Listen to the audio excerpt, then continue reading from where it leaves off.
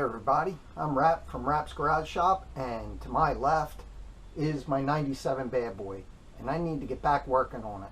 It's been apart for a long time and I haven't ridden it in about 13 years. You can see I have the cylinders off and the pistons off, and you can watch all that work in a previous video, but the cam chest is full of oil along with the bottom end because it's sumped from sitting so long. So while I have it this far apart, I bought new lifters for it. I'm going to take the nose cone off and replace the cam bearing while I'm here, and just do a general check of the cam case. I want to check the bushing, the cam itself, and also look at the crank. So if you've been following along, I appreciate it. You can go back and check those videos out, and here we go. First thing I have to do is remove the timing cover. Once I get that off, I'll pull the cam cover off. I also see I still have a little gasket material up here from the tappet blocks. I'll be getting that off in this video. Move my oil pan out of the way so I don't have to fish these bolts out of there. You can see this is the original pickup. It hasn't melted like a lot of them I see on the internet have.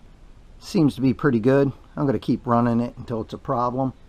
Since this bike has a true 10:7:1 compression ratio, I had to dial the timing back to 28 degrees before top dead center and not to 35 like they normally get, because if not, it would ping like crazy. So it's important to give this a really good marking before it is that you take it apart. And that's what I'm going to do now. For me, I use Dykem, and this happens to be the red. So you can see I put Dykem around the screws, and then not only that, I put Dykem right here, and then I'm going to scribe 2 lines so I can see them clearly in the die. It's best to let this dry before you go any further. I'm going to start taking the cam cover off. It's always good on these to take them off by hand. That way if any threads are messed up, you can feel it. If you just use an impact gun, you'll pull it off and never feel that. Of course, these were all torqued when I put this in. You're going to see when I get this cover off that I have an Andrews EV27 cam in it. The cam's been in this bike since I had 4,000 miles on it, and I absolutely love that cam. Sure, anybody familiar with Harleys knows that with the 10:1 Wiseco pistons and a real tight squish area, the EV27 cam's pretty much the wrong cam to have in this bike.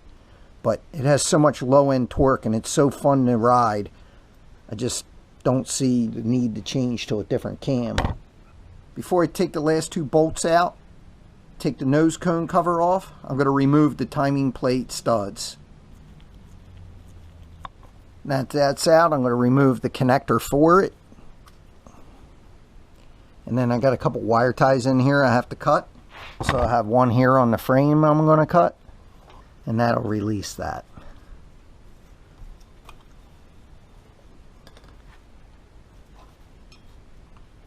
Now I'm going to take the timing cup off.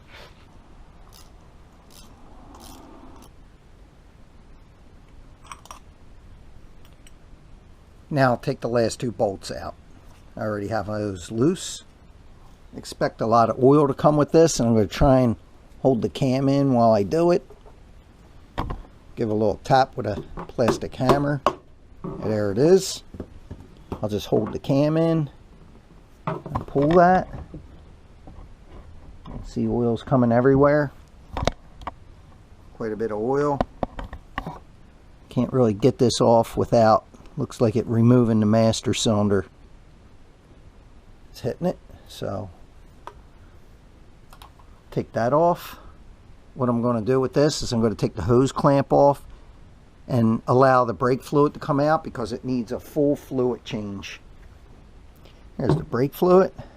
Doesn't look bad, but it's definitely old.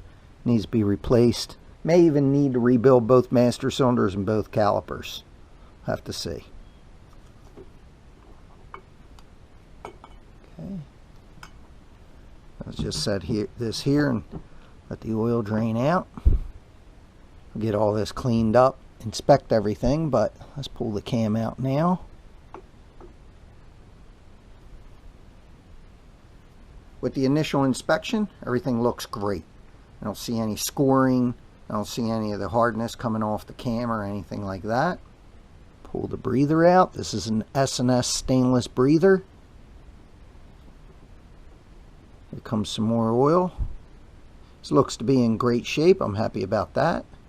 I want to make sure there's no scratching or heavy scoring up in the breather hole, and there's not. I don't feel anything. I'll check that further once I get a little more clean. I'll take out the shims. It goes the shim, and it goes the washer. I shim this for 5 to 10,000. I'll double check it when I go back together. Right here's the cam bearing that I plan on replacing. I bought the cam bearing tool on eBay just recently. It was pretty inexpensive and I wanted to have my own instead of having to borrow one from somebody. I'm sure it's a third world knockoff, but for the amount I'm going to use it, it'll be fine. If I was doing it for a business, I'd definitely spend the money on the Jim's one. Get the cam cover gasket off. There we go. All ready to reuse. Nah, just kidding. You'd be a fool to reuse gaskets. So to get the rest of the oil out of the bottom end, I'm using one of these brake piston pumps with a knockout container. Just sucking it back out into this. So now I see if my $30 cam bearing puller tool on eBay works, or if I want to pull my hair out. The tricky thing about pulling this cam bearing is if you don't get the bearing properly, the needles could fall down in the crankcase. Then it's pull the motor time, and I definitely don't want that. So here we go. First thing that has to happen is this has to collapse down and be able to go inside the bearing. So let's see where we are with that. And that don't look like it's going anywhere close to going inside there, but we'll see. I took everything apart so that I can feel it out a little better. Now that's not even close to going in. And that's why it was so cheap on eBay. Well, you get to witness that live. So as you just saw, my eBay cam bearing puller doesn't work. It's not even close. So I had to go down to my buddy John at John's Cycles and borrow his cam bearing removal tool. He has an older one. It's made by Troc. Also, Jim still sells them since Troc's no longer in business. The Jim's one I looked up is about $330. So I'm choosing to borrow one instead of buy one. You have to make sure you can get the tool all the way in, and it goes all the way in. After you put it all the way in, you get these two pieces and they have to slip around the bearing one at a time.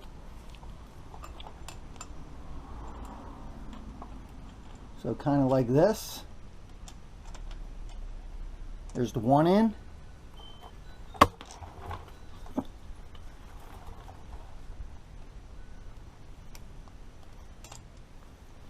There's the second one in, and you can see that's real loose.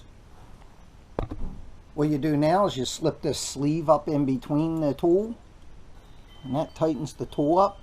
Now you have to make sure you get those two teeth that are on the tool. Do you see it right there?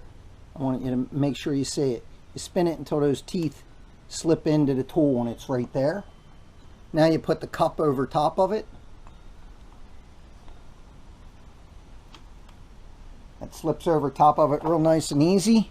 And now you put the nut on the threaded shaft. Now you just tighten the nut and it should pull the bearing right out. I can already feel it moving, and I'm not having to exert a lot of force on this. And this is the difference between good tools and junk tools.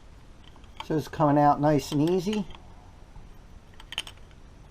Barely any force at all to get this out, and it must be just about out because it's got really easy. And there it is. As it comes out, you can see there's no bearing in here, and the bearing's up in here. I'll show you what that looks like. A testament to how good tool makers make good tools.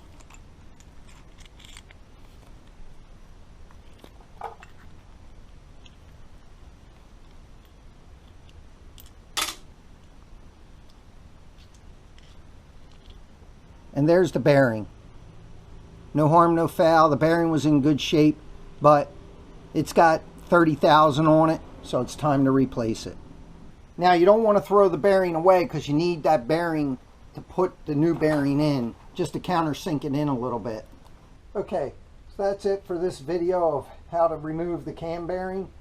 Please tune in for the next video, which will be how to install the cam bearing and put the nose cone back on. Please don't forget to like and subscribe, and thanks for watching.